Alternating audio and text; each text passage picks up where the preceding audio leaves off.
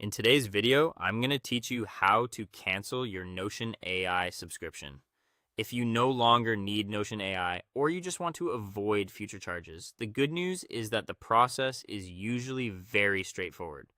In this walkthrough, I'll guide you through each part clearly so you can make the change with confidence and then verify that it was applied correctly.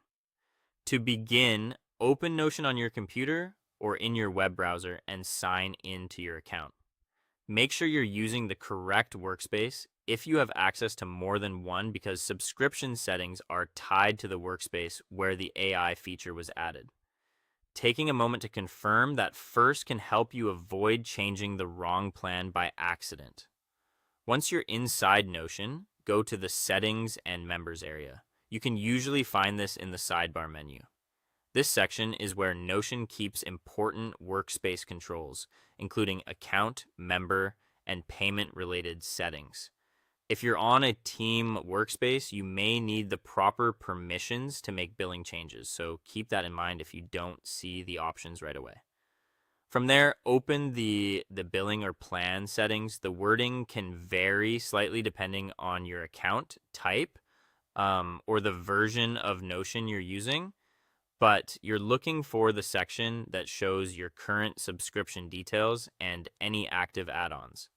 This is where you'll be able to review what your workspace is currently paying for. Next, find your Notion AI subscription or AI add-on. Look carefully through the plan details until you see the AI-related feature listed.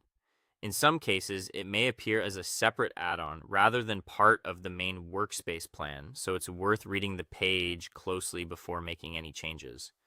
When you find it, choose the option to cancel or remove Notion AI.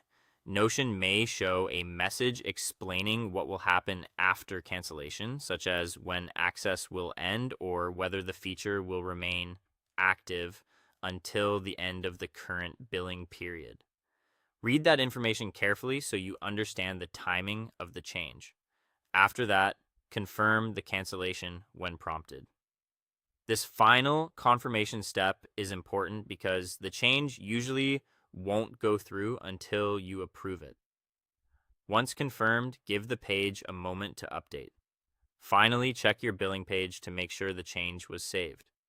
You want to confirm that Notion AI no longer appears as an active subscription or add-on, or that it shows as canceled. If you see that update, then you're done, and your cancellation has been completed successfully.